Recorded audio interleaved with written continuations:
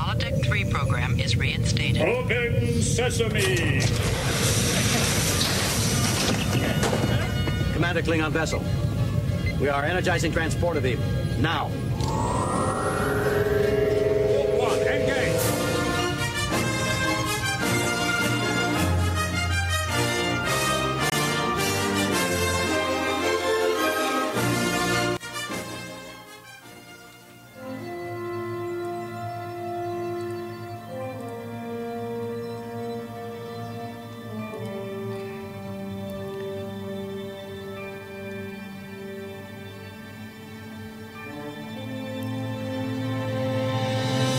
All right. Hello. Welcome, everyone, to Star Trek from the Holodeck. This is the Discovery Edition, and I'm your host, Michael Flores. And today, in the starship with me, the USS Rainman Digital, is Ensign David. Hello, David. We're back.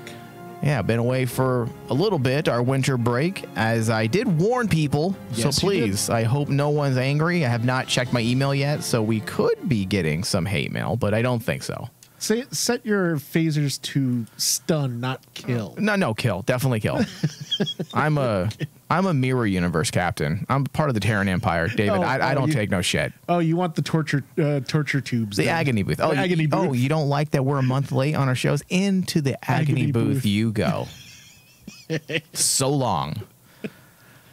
All right, so we're gonna be breaking down episode 7 of season 4, titled "But to Connect." So if you are new to our show, we do cover a wide variety of Star Trek content, and you can find our podcast wherever you listen to podcasts. Just search From the Holodeck. Our preferred podcast provider is iTunes, and we like when people give us 5-star ratings and drop a review. It does help our show grow and get seen by more people. So we need you to help us trigger those algorithms so that we can keep doing these shows. So yes, we are back from winter break, kinda. Technically, we don't come back until March, but I figured we better jump on this Star Trek because we're going to fall behind. Because this is phase 1, David, of Operation Star Trek Overload. I mean, this year we have a lot of Trek coming our way, and we are both cautiously optimistic and excited. We have a Star Trek update show coming out soon where we will break down everything that's coming down the pipeline. But David, just a bit of a preview, and I can't imagine there's Star Trek fans listening right now that don't know this, but we won't be without a single month without something new pertaining to Star Trek. Yes. This next year. Or this year. This coming year. The year we're in right now, David. It's literally, Paramount is literally going to be shoving Star Trek into all of our orifices. Hey, listen, I'm okay with that. Listen, they have my consent to shove whatever they want into all orifices, that as long as it won't kill me. It'll be like the Shirt Tricks episode of the Tribbles. Okay. When the Tribbles actually just took over the ship. That's going to be Star Trek for the next couple months. Listen, if it's good Star Trek, I don't care. I'm not one of those people that are afraid of too much content. As long as you have creative minds that are highly intelligent, all writing your shows, then it doesn't matter to me. You're gonna be like that guy. You're gonna be the guy in that episode, the one in the very end where he's like just in his underwear, telling people that he's not an idiot, and he gets overrun by tribbles. Listen, David, I'm not an idiot. All right, so for today, our focus is going to be on Discovery's 7th episode of season 4, as I said, titled "But to Connect." The synopsis: tensions rise as representatives from across the galaxy gather to confront the threat of the dark matter anomaly, better known as the DMA, and Zora's new sentience raises difficult questions. David, these are the type of episodes where, in good hands, writing-wise, Star Trek narratives like this can really excel. Oh, absolutely. Especially in this episode. This episode, I mean, arguably this is probably one of the most packed episodes when it comes to philosophy. Yeah. And when it comes to the Star Trek fandom, each of us have our favorite things that, favorite things about Star Trek, the reasons why we love the franchise. And for me, and I believe you as well, Dave, it's philosophy. Yeah. And I don't just mean the academic and intellectual practice of, philosophical discourse, but the philosophy of Star Trek. Diversity, sciences, good character development, the challenges of maintaining a utopian society. These are the reasons, I would say, that people gravitate to Trek. But for me, that is all immaterial when positioned next to the philosophical, because with an intriguing philosophical premise, all other aspects will factor in. So if you gravitate to Star Trek because of diversity or because of the sciences or because of good character development, I'm trying to state this better, or like I said, the challenges of a utopian society, all those things can easily factor into your premise when you are writing a show that's governed by the philosophical. Yeah. And it's that element, that's what separates Star Trek from all the other franchises in sci-fi. Mm-hmm. What makes Star Trek unique, and why it basically, people look at it and say, we want shows that copy that. Mm-hmm. Then you get stuff like Orville, you get stuff like The Expanse, and the one show that you brought up to me, which was All for Mankind. Yeah. Sci-fi shows like that delve into the philosophy. Yeah. And the franchise that started all and made it its mainstay was Star Trek. Yeah. Yeah, from its conception, for sure. And this episode, David, although not perfect, benefits from a solid philosophical premise where elements of diversity, cognitive science, character development organically find their place within the narrative. For example, by exploring Zora's growth as an artificial intelligence, the writers found an appropriate discursive context to flesh out thoughts about identity, autonomy, and consent because of the philosophical premise, because of the philosophical bedrock of the episode. Yes. In fact, the written scenario pertaining to Zora was a metaphor for the LGBT experience, or to be more specific, the transgender experience. Yeah. It wasn't a coincidence that Gray, Adira, Culbert, and Stamets were all involved in that scene. Yeah. And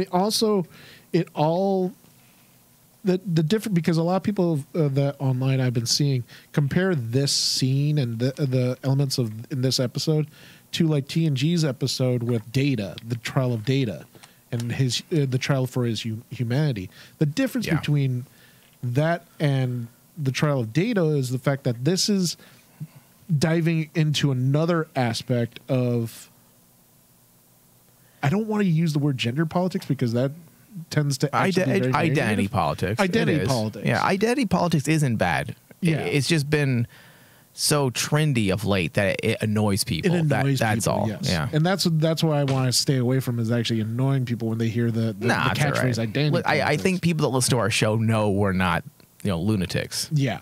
But like we're pretty middle of the road. Yeah. I mean, are we sexual lunatics? Oh, absolutely. Oh, absolutely. Yes. But so stupid. But like when it came to this episode, I was really surprised how they took a similar theme, like the trial of Data, and just molded it for their own narrative and made it work. Yeah. And it actually was one of the elements that made it feel like a true Star Trek episode. Because when you look at that episode, when they were putting Data's, was it his autonomy or the fact that he was actually a sentient being. That's what, right? That's what was on trial. So if I remember the episode correctly, like the idea was, hey, let's show Star Trek fans that Data is a real person. Okay, that's the idea. But how are we gonna write that? Well, let's use a tried and true philosophical statement about AI. And that's what they did. They constructed their narrative around the premise of AI intelligence. And that's what they did with this episode as well. And they did it too. The thing I really appreciated about this episode, they took elements not just from Roddenberry's thoughts on AI, but also Asimov's thoughts on AI. When Zora brings up the fact that she comes up with the law that the thing that she basically says is like she cannot do anything that will harm the crew. Yeah. That harkens back to Isaac Asimov's 3 rules of robotics. Yeah. Where it's basically a robot cannot harm a human. A robot cannot allow a human to be harmed. Right. And something else about like it must protect its own existence, right? Yeah. Essentially, in that, they put that philosophical outside influence from Asimov and put it onto a Roddenberry story, and they did a good job mixing it. Yeah. Because believe me, I've read so many sci-fi books that have tried to do that and failed miserably. And I give them a lot of props because it wasn't heavy-handed, and it came off really natural with the arguments and the statements that they were being made. And in the end, to wrap it up in the entire gender politics and actually showing that Zora wanted to just be seen, right? That was really poetic. And you're right, it is. And I think most people, I know you're trying to you're walking the tightrope right now of identity politics, but I think most people know by now that I'm not a big fan of identity politics in television, and not because I don't support it. Of course I do, but it's grown tiresome in pop culture due to the hack level writing that many of these television and feature film writers employ when trying to tackle the subject. It's overly naive and simplified down to arbitrary codes. Excuse me. It's simplified down to arbitrary codes of black and white. Yes. The subject deserves more intellectual guidance in the way of reasoning and discourse.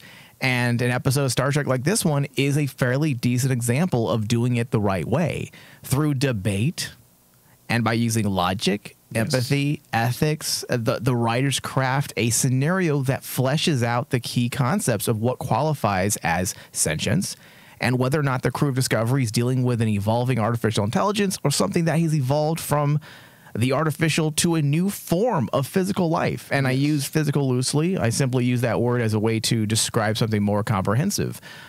Because she's not physical. She's not physical, but she's all of that we were given, Dave. It was multi-layered because it wasn't just about that. That all was awesome and overtly it's very clear. She's a new life form. She's part of the crew, blah, blah, blah, blah. But that was designed as an allegory for LGBT identity politics. Yes. Oh, yeah. And it was That's how you do it. That's classic Deep Space Nine writing. Exactly. Deep Space Nine did that stuff all the time. Yeah, and it was done to perfection in this episode. I mean, I even like the element that the judge, quote unquote, judging force or the outside influence, like the that oversees everything, was Kovich. Yeah, Kovich is like this. They use Kovich perfectly in that argument because Kovich is that silent observer. Yeah, and when he basically looks at Stamets, and I love the cap in the end. The cap wasn't,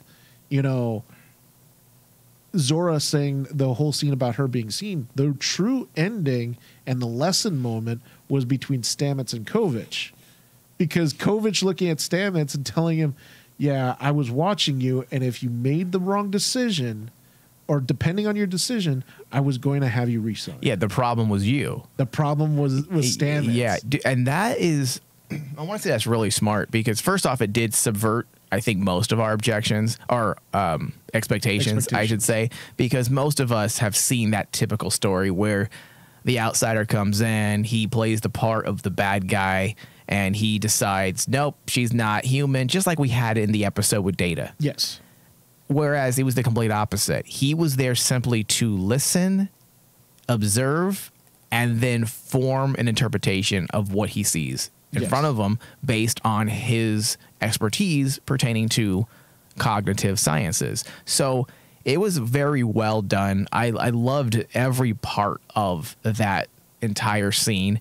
And not to mention, Dave, once again, Discovery takes ideas that the Picard writers were attempting to do, or maybe attempting to do, who knows with that show. And they here, in this scenario here, Discovery did it better. For example, Zora's subconscious that formed, which is how they determined or concluded that she's something entirely different than just an AI. An AI. This is what they were trying to do with Data in Picard, where he was still alive inside that box in like a dream state. Same idea, except they turn it into this idea that he wants to die. Yes. Can you pull the plug, boss? My life's expired. Let me go. It was just weird and odd, and it was also very. That scene, although great, we're not reviewing Picard, but that scene was fine between the two actors. It was full of nostalgia and emotion, but the idea failed to Resonate. It failed to be effective. Yeah. I understood what they were doing because I overly interpret things and analyze, but I don't feel like the bulk of the audience understood what that was supposed to be. And that box was supposed to be essentially his subconsciousness that was stored and saved. Exactly. And people just focused on the fact that it's Data and Picard. The nostalgia, they focused in on that instead of looking at the substance behind it. Right, and they didn't explain. That was the problem with Picard, is that Star Trek's known for its ludicrous science at times, but it is science, and it's grounded in Star Trek science, but there's explanations for it. Picard didn't really explain certain things, and the reason why I'm even bringing that up is because in an episode like this, they explained how she evolved.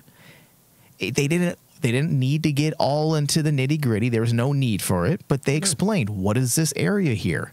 Aboard Discovery, you've never seen it. Oh, it popped up a couple of days ago.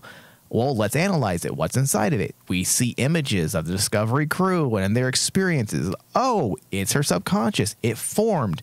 Very simple. Yeah. And it backs up and explains how she has gone as a character, Zora, from A to B. Exactly. And it used elements that were already established that if you are a Discovery watcher, you can actually flow along with the explanation. Yeah. Bringing in the idea that basically her initial start was the merger of the data sphere from the past seasons, and she's gotten up to this point. Mm-hmm. And using that element makes it more understandable. Yeah. Well, you get it. I mean, when you're dealing with God level knowledge, essentially. Exactly. And it's not to harp on Picard, it is a better explanation than simply waving your hand and saying it works with the power of your imagination. You see this box here? It has Data's memory. How, though? How? He died. He blew up. Use the power of your imagination. Yeah. And it's like, no, you have to actually at least connect the dots. Yeah, and that's what they did here. That's all I ask for. I don't need to be on board with every single story idea. It's not my story. As long as the story you're giving us is justified in some way and it makes sense and it's consistent and well thought out and it stays within the framework of what Star Trek is supposed to be. Yeah. And an episode like this did exactly those things. So a very solid effort. I really like what they've done with the character Zora as well. I mean, really making those elements from season 2, as you were mentioning, the Red Sphere Data, and giving it, narrative longevity and importance. I really like when writers don't just let things die from past seasons. Yeah. A lot of TV shows do that, and that's not necessarily a negative, but why leave all that fruit on the vine? Exactly. You set all that up. It's there. It's easily accessible for when you need it. Especially in this episode, because not only did they do that with the Zora storyline, but even with the storyline, story A, of course, was with Burnham and Book. Yeah. Book bringing up Burnham, basically what started everything. Him bringing up the moment of Burnham's history that basically she started the Klingon War with the freaking, Vulcan hello. And You mean the Vulcan mutiny? yeah. And essentially Book was using that to try to form his argument to get his way to Burnham. Yeah. And I like it, just like what you said, bringing elements from past seasons just to show us as the audience that those matter. Yeah.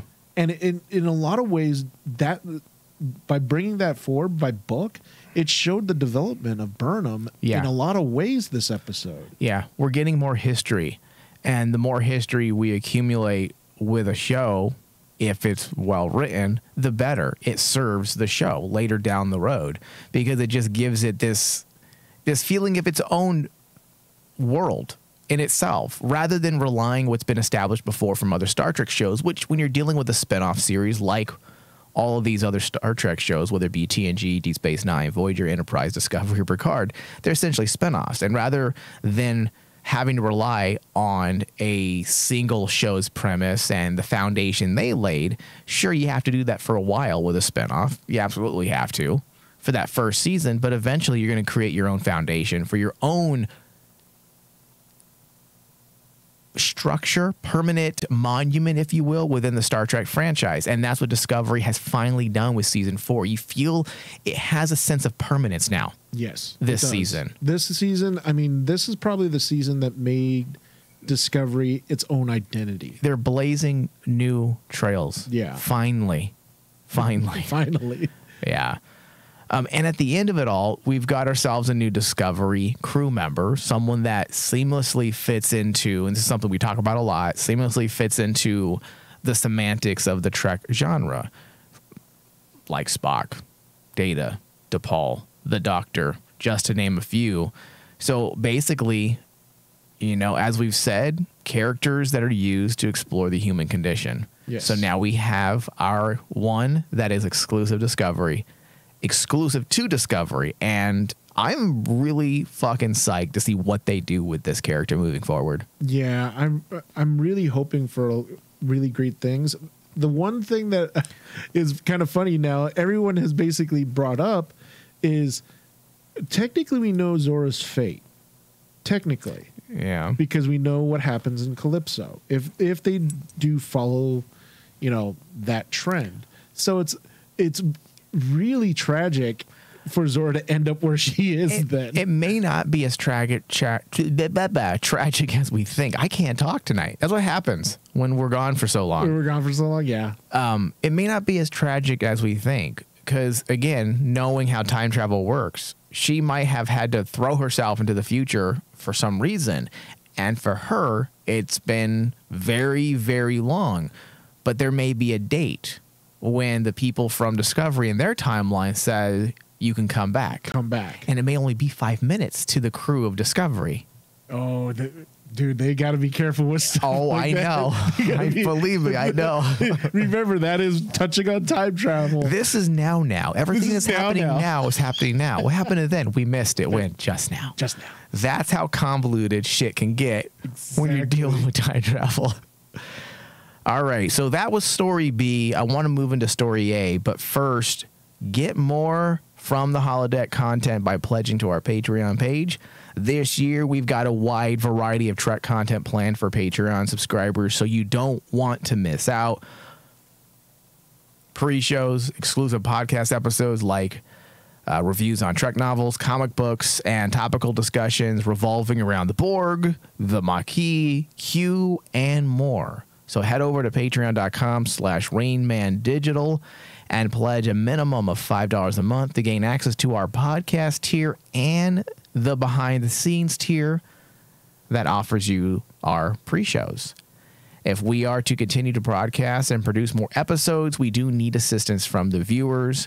I estimate that we will have over 40 new episodes this year of our show, just from our regular feed. And we can only do that if we hit certain Patreon subscriber numbers. If you like our shows, get more of what you like, go to patreon.com/RainmanDigital. Okay, so story A. It takes us deeper into philosophical debate, but now the writers take us into the highly contentious debate of moral relativism. David, this is what Star Trek's all about. Oh my God, dude, yeah. Now, which, simply put, if you're not completely sure what moral relativism is, it is the idea that there is no universal or absolute set of moral principles. It's a version of morality that advocates to each her own, and those who follow it say, "Who am I to judge?" Yes. Moral relativism can be understood in several ways. Descriptive moral relativism, also known as cultural relativism, says that moral standards are culturally defined. This is key to the episode, which is generally true. Yes, there may be a few values that seem nearly universal, such as honesty and respect, but many differences appear across cultures when people evaluate moral standards around the world, which, to some small degree, David, Starfleet's prime directive is geared around a type of moral relativism. Now that we've got a bit more context, we can bring it back to the episode more fully. Burnham says we cannot judge their motives based on our own cultural context. Yeah. That's what opens up the debate officially in this episode when it comes to moral relativism and the DMA. Now that the Federation has apparently pinpointed where the DMA and unknown species 10C are from, Burnham, along with other members of the Federation, want to take a step back and let cooler heads prevail. Yes. And this makes room for a debate about whether or not unknown species 10C is acting intentionally hostile and would like to investigate rather than showing up guns blazing. Yes. Emotions should not supersede logic, right? Isn't that the Star Trek way? Oh yeah, I mean the beautiful part was the way Burnham put it too was like, didn't she? It was something on the lines of, she compared it to like some kind of bloodworm or something, like voles that were eating bloodworms or something, and it was like that is a very Vulcan thing to say. Oh, absolutely. And because like, and also kind of like a very eccentric doctor type of thing to say, because like it's like, what the hell are you talking about? And then when you stop and you think about it, go, yeah, you're kind of right. I mean, the voles aren't really doing anything malicious, right? So comparing that to the DMA, and the DMA not probably knowing what it's doing, and it's just minding its own business, we don't know its intentions. Yeah. And this is where, Dave, the aspects of moral relativism comes into play. There's no empirical proof that unknown species 10C is operating under the guise of hostility. Yes. For all we know, for example, these actions could, culturally or scientifically perhaps be a highly evolved species. I mean, think about humans analyzing ants. Exactly. There's no moral or ethical absolutes pertaining to 10C. So we don't know. We don't know when you're dealing with a highly evolved species. They may not even understand that we're intelligent. There are so many different things. And yes, I don't think that's the direction we're going, but that's the mindset of the writers when they were writing this episode. When you listen to what all the characters were saying, the concerns they were voicing, either for pro or against the attack. Well, I hate to say it, I wouldn't be surprised if they did go that route, that the DMA doesn't know what it's doing. Because think about it, how many times in Star Trek have they ran into a species that is, quote unquote, on the higher plane of existence than even humanity, and that those beings look down at like the crew of the Enterprise or anybody, and they see them as ants. Or like, that's really interesting. Right. I mean, do we judge someone for swatting at a mosquito? Exactly. I mean, are they good? Are they bad? Do we prescribe or assign moral values to those types of actions? And we know that we're dealing with the barrier, right? Yes. So we know, based on some Star Trek canon and some non-canon but officially licensed Trek stories, that those are the super beings out there. Yes. We don't know much about that over there. So we do know that those are the super beings for the most part. So we could be going down that route, but I honestly feel like I'm a bit over the accidental, we didn't mean to hurt you, baby cry. The cry of a child. I don't know if I want that. I'm not saying I need an all-out, full-blown fight either with aliens, but I would like to see something that rivals the Borg, something so outlandishly new. Yes. Do you remember when the Borg was first introduced, how exciting it was? Oh, yeah. I mean, every single episode as a Star Trek fan, we wanted more Borg episodes because they were so interesting. Just so different and interesting. There was a threat to them. And the enemy was philosophical. The idea of zombies and the collective versus, individualism. Yes. It's so good, the stories that they use the Borg for, and they could do the same thing here. So I'm hoping it's something more tangible, and the book is right. I'm hoping it's something that's doing things intentionally. Well, that's what makes this argument. I wouldn't say it's argument, but this debate. Yeah, it's an argument for sure. Yeah, in the episode is like. It could be very easy and just show that this is the way the Federation thinks, but putting Book in there actually brings another element into it because I understand where Book's coming from. Hey, I don't care if they see us as ants. They still destroyed my homeworld. Yeah, David, tell me you didn't hear Captain Kirk say, "Let them die." Yeah, exactly. That's why I love the scene. And that's why I love the scene is because the only time that they ever tackled this type of argument or debate is with Captain Kirk. Well, whenever you take the utopian experience and bunch it up against emotions that may elicit some form of revenge, I mean, that's a good story right there. It is. Because you have a very strict ideology for this world of Star Trek, and when emotions interferes, human imperfection can disrupt the utopian peace, the utopian mindset. Well, look at what's the character's name? The one, not Rilak. That's the scientist. Tarka. Yeah. Look at Tarka. Tarka's motivations now we understand Tarka's motivations are all emotional. I mean, the reason why he wants to do this is because it isn't out of wanting to destroy the DMA. It's for his own personal gain because of a trauma that happened to him. Well, yes, I believe there's some truth there, but also Tark is not the talking type. So for him to allow himself to be vulnerable and possibly tell Book some truth about himself, it's a sign of desperation. Yes. And I don't think he's telling Book the whole truth. There's something going on. You don't bring in an actor like Sean Doyle just to play a passing character. No. I mean, you cast Tarka with Sean Doyle for a reason. You're going to use his acting credibility for reasons simply than just a drive-by, scientist. I'm going to fucking throw the whole entire show a curveball maneuver by influencing Book. You don't do it.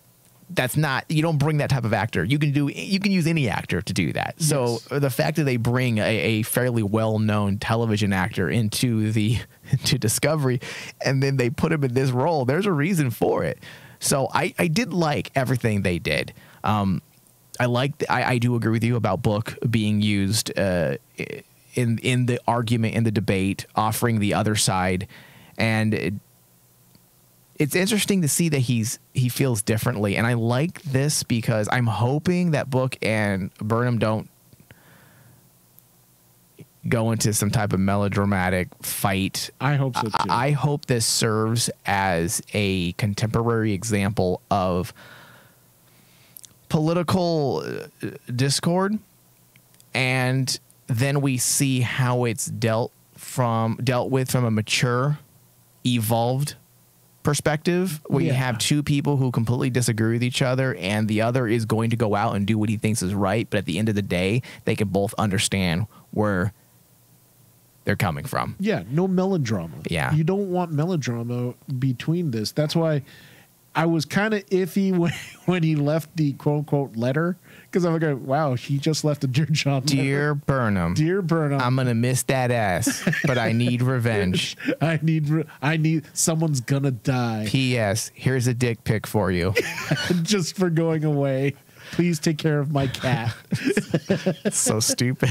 That's so inappropriate. Oh, man. So, yes, he's rejecting a relativist view and wanting to stop whoever or whatever is controlling the DMA. And I'm still wondering what the point of last episode where we saw the vision.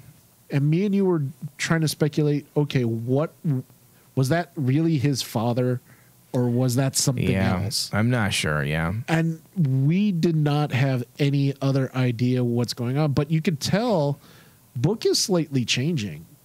Whether he's an interesting character. Whether he's getting better. I mean, I liked him last year, but he's becoming even more interesting this season. He's becoming more dynamic. Yeah. And like even with the way that he's being portrayed, his whole demeanor's changing.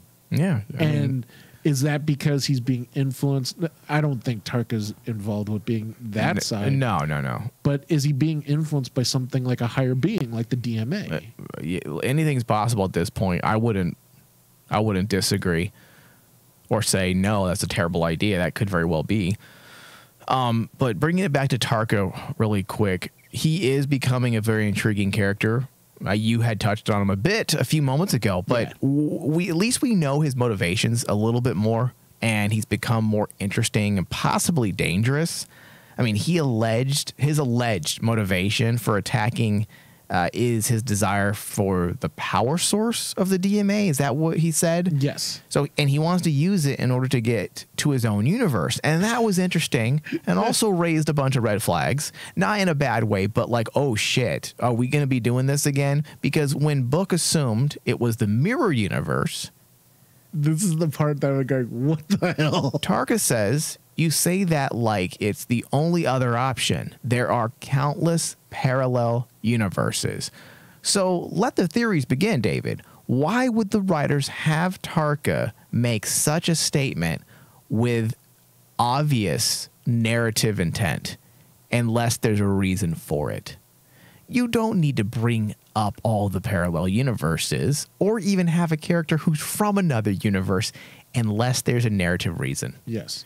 And if you think about it, dude, they've been laying these breadcrumbs down throughout the season. I mean, remember all of Kovich's scenes had to deal with the fact that, oh yeah, you know, they're studying other universes, the parallel universes. And they clarified things in the way of time travel and what happens when you travel back in time and when you create a split. Was it a time incursion, they called it last season, and then you create a split. That's actually how the mirror universe formed, from a time incursion. We're still waiting to find out what that time incursion was, and I'm standing by my theory last season that it has everything to do with the final season of Enterprise when they went back to Nazi era SS. Oh yeah. Remember? And the alt reality that they went to because something happened where Earth was overrun by the SS. Is that what it was? And an alien species? I forgot the name of the aliens. But I believe it had to do with the temporal war as well, if memory serves me well. I'm not. It's been years since I haven't watched Enterprise now in like 5 years. I think the reruns. Oh, you gotta watch. I'm getting ready to start again because I just went through all of them. So now I'm going back to. I started watching Picard because I need to rewatch that, and I turned it off. No, I can't. Yeah, I can't. Well, I don't want to visit that trauma. I watch it at night, you know, to unwind as I'm getting ready for bed, and I'll watch maybe 1 or 2 episodes a night. And I want to unwind, David. I don't want to get angry. So why are you watching Picard then? And every time I see Patrick Stewart's like stupid face, like say something that we understand. You're not even Picard. Stop yelling at the man. Did you realize that's how he talks now? Yeah. Dude, what are you, 107? And the sad thing is, David, is he doesn't actually talk like that in real life. No, he doesn't. So why does he play a bumbling fool? And everyone in this. No, Mike. We're not going to go down this road. We can't go down. Don't go down the road. I will say this. Where's the timbre you used to have in your voice? Where's the guy that basically at the data trial basis said, there's sentient life. Where's right the man that said there are fault lights? I'm just joking. Let's not get negative here, David. No. Enough of you. Okay, so theories, I'm sure they're going to start rolling in with this parallel universe thing. My theory, I do have a theory. It's more grander in scale.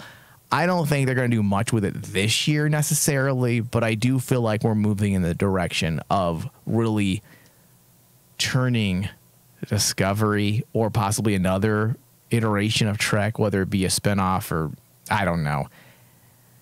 We're going to be dealing with parallel universes. Oh, easily. I honestly think that just with all the breadcrumbs that they have left out there, and then of course the last trailer of Picard that got released, I think parallel universes are going to be a big thing. David, what if we find out that we have never been in the TNG era at all? Oh, God. Dude. Or I should say the TNG era timeline. What if this is an entirely different timeline? How many fans out there who have felt like this show or the Kurtzman era has kind of messed up continuity, you know, when in the way of aesthetics and different looks and stuff? I think they would actually be happy with that. Like, oh, so this is a different universe. Okay, now I can enjoy this. It's a bomb though, Mike. It's a bomb that everyone should be afraid of. No, I don't want it happening. Up. I don't want it happening, David. So people just need to get over that aspect. I'm always about the writing. If your writing's good, I don't care if you change the look, because imagine if we kept making a show that looked like the 60s era Trek. Oh, it would look ridiculous. Yeah. But think about or this. That 80s aesthetic of the Enterprise D, right? Exactly. Yeah. Think about this. Think about this, though, Mike. It's a very easy explanation of all the differences and all the visual styles we've been talking about. Not just in Discovery, but just like the differences between Discovery, Lower Decks, Picard. What if all Lower the Decks is the only show actually in the TNG timeline? I can live with that. Yeah. Okay, so Tarka and Book are going to use an isolytic explosion. Oh, dude, I was so giddy when they brought up this device. Now, for people who aren't aware, we have been introduced to this type of weapon before, and it was in Star Trek Insurrection. It was Insurrection. Was it Star Trek 8 technically? Yeah, it was the Sona. And they equipped their battle cruisers with isolytic bursts. And basically it's an outlawed weapon because it tears subspace. So it'll be interesting to see what they do. Will Book actually be involved in destroying subspace? Because wasn't he the person in the beginning of last season that was against all the warp travel? Yeah. Because he said people keep tearing holes. People keep tearing holes, exactly. And that's what makes it so interesting that Book at this point, from the last season to this, has changed so dramatically that it's added a really cool dynamic to the character. He's had good character development. Oh, absolutely. I wasn't on board the whole planet exploding his Quajon, because from a writing perspective, it's a little silly that one of the big moments last season was about saving his planet and liberating his people. It's a little hacky. And then this season, all of his people die and his planet explodes. So I didn't like that idea initially, but now that at least they're using that to give Book some solid character development, and then we have these philosophical debates because of it, I can get on board an idea like that because of what they're doing with the aftermath of that decision. After this episode, would you be surprised to actually see Book turn into, I don't want to say like a villain, a straight villain, but can you imagine if they turn Book's character into what is essentially, Burnham's Khan? He could be the foil to Burnham. I was going to say that he doesn't believe Burnham should be the Sorceress Supreme. You know that analogy, right? Yeah. From Doctor Strange. That's what it feels like to me. Oh, God. That was some crossing the streams that made my brain hurt there. Hey, listen, you knew exactly what I was talking about. Yes, I did. So what were you saying then? But it'd be really interesting to see Book actually turn into a foil for Burnham. This whole time we were actually thinking, oh, they're going to be the romantic interest, something stereotypical. Instead, we're getting possibly a nemesis to Book or a nemesis to Burnham. Can you imagine two former lovers?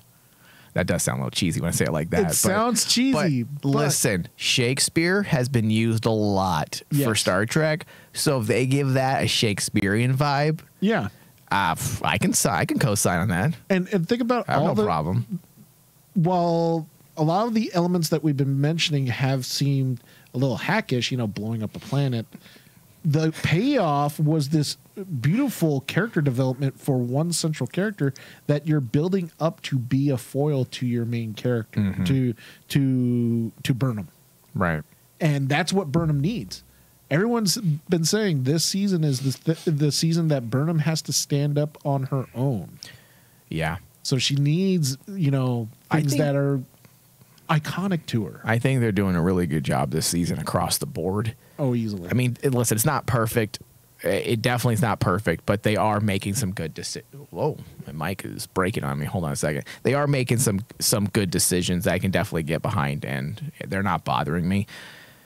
So, Dave, they mentioned a quick throwaway, a new generation spore drive, something that Tarka has been working on. Now, David, if this actually ends up being a thing, this will be an end of an era. It will change everything. Just like with the transporters, like that still doesn't sit right with me, and I haven't really complained about it because I just don't want to nitpick things. I'm all about story, but a part of me wants to know, like, am I bothered by it because it's just classic Star Trek, beam me up, and you have that slow transport, the dematerialization of the body. It's just something we're so accustomed to in Star Trek, and now we don't have that at all. Like, transporting doesn't seem to be an issue any longer. Yeah. And now, if we eliminate warp drive, would it feel weird not having the two core elements of Star Trek involved in Star Trek?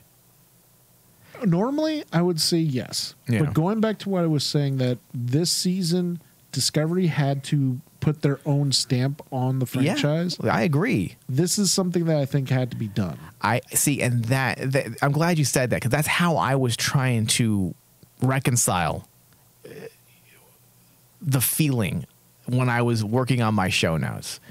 I went back and thought, am I feeling a little disgruntled because of just being a Star Trek baby, or is this really a big deal?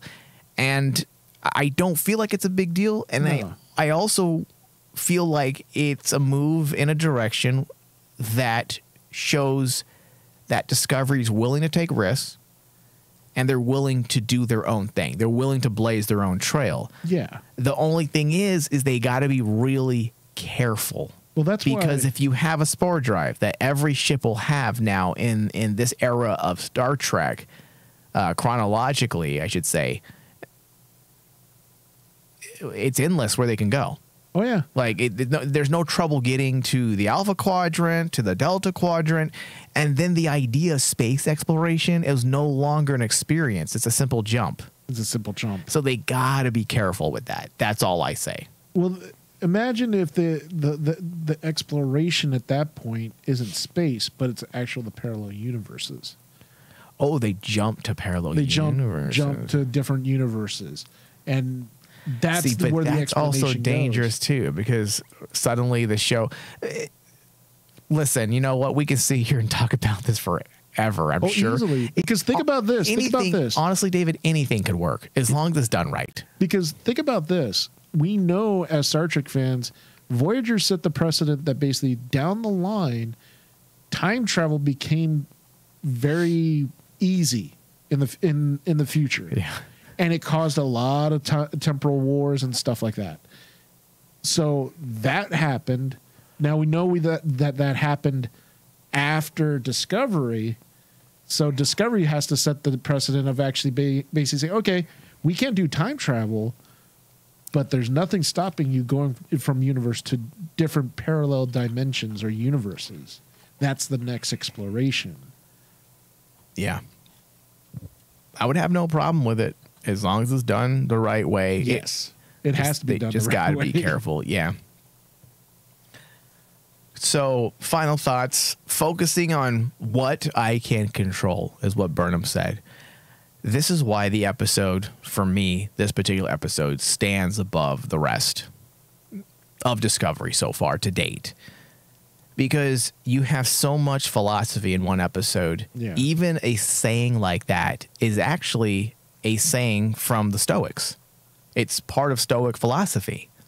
Focus on what you can control, and do not focus and emphasize on things that are beyond your reach or beyond your ability to control. Yeah. Whoever wrote this episode, I don't have the name in front of me, they know their philosophy and they understand Star Trek.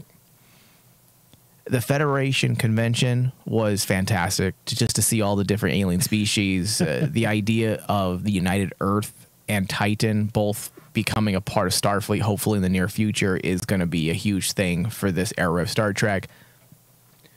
Regulations prohibiting fully sentient integrated units, ethical and safety reasons. I like that little bit because I do not believe we've ever heard that before, that was a rule in Star Trek, or I should say a Starfleet rule or a Federation rule. Yeah. So I'm assuming it's something new that has happened during the 900 and some years. So that's a little bit of interesting addition to the world of Star Trek. These are the things that I like. I like the philosophy. I like their additions to Star Trek, building, as we had said, building out the universe rather than just relying solely on what we already know. Although the best part by far about that whole gathering of Federation, the coalition, was it gave us an insight too of like the types of alien species and races that are out there. I mean, we brought it up earlier. It is really interesting that there was a couple races that were omitted, that were left out. Like, you did not see the big one, honestly, is the Klingon. There were no Klingons. Yeah. Why? Well, that's because it's probably like the elephant in the room at this point. The elephant in the room. They made the Klingons look so different in the first season Discovery. Like, how do you reconcile that now with this era of Star Trek where now you have passed so many eras of Star Trek where we've actually seen what these look like? You're in the same universe, we think. So it does seem strange. Although I don't let those things bother me, David. I said this during the pre-show. I don't let those things bother me too much because Star Trek has always had a bad habit of changing the way aliens look. So if we didn't nitpick it then we shouldn't nitpick it now just because people like to brutally punch Kurtzman. But I honestly feel just like you. I just think the reason why I like it when they do stuff like that, it makes me as a Star Trek fan wonder. Yeah. Okay. Obviously maybe there was a reason. Maybe there wasn't. They're all dead, David. They're all in Stovall.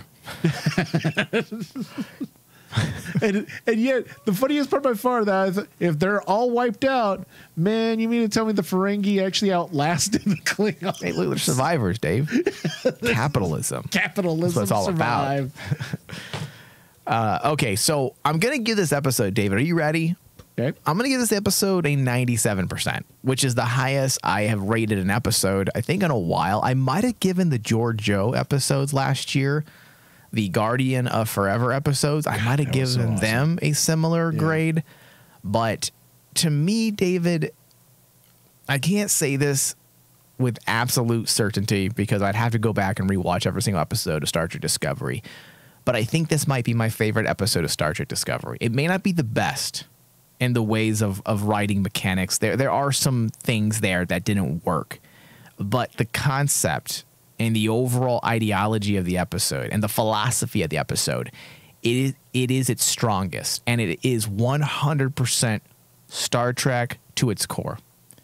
So I would give this episode a 100%, but that scene with Adira and Gray running in is like, let us speak for her. I'm like, oh God, we already understood. Guys, we already understood what the message. I was the same way. I was like, we get it. Like, Gray, go find purpose on Trill. Okay. Weren't you supposed to go to the grown-ups are talking? I just kind of I love the message, but just the way they did it with them rushing in, it was so fucking like try hard. That was the try hard moment, and I was like going, that's the moment that they could have omitted because they got their message across. Yeah. And listen, I like the idea that it was all of them in there. It was fitting, and if you didn't understand the message, well, here we're going to help you understand the message by having all of our LGBT members in one room while they're debating this about identity. So I'm even okay with that. It's just the idea, the way they rushed it was so fucking bad. Yes. So that marred the episode a bit, and I am being nitpicky, But listen, you don't get 100% for that. So it's a Yeah. 97%, which is still an extremely high Oh yeah. rating. Okay, David, briefly give me your final thoughts. Sorry, go ahead. My final thoughts on this episode. I really did like the episode. It was tough for me because I was trying to actually figure out which episode did I like more, the last one or this one, because the last one, dude, that ending where Zora is singing, Yeah. that was freaking awesome. And last episode had some of my favorite moments, you know, the Gene sequence with Book and his father. And Well, you gave the last episode an 88%, and I gave it a 96%. yeah, and that's why I'm like trying to figure out. In hindsight, because I rewatched it, I would have given it actually into the 90s instead of the 80s. But with this one, I'm going to stick with a 95. Okay. I really liked the episode, but I liked the past episode more. Because in hindsight, I would have given the last episode a 98. Because I rewatched it while we were on break probably like 4 times. Damn. And I fell in love with it. Okay. All right. Well, David, this does bring us to the end of our discussion. I want to thank everyone for listening and bearing with my speech issues tonight. I'm a little drunk, and it's been a while, and I forget how to speak and talk in a microphone when I'm gone too long. So I do appreciate everyone bearing with us. Thank you for listening to us. Be sure to find us on Patreon. Help us out. Like on YouTube. If you're watching us on YouTube, rate, review on iTunes and or Spotify. It does help us. So please do those things. Thank you, David. Thank you. Live long and prosper.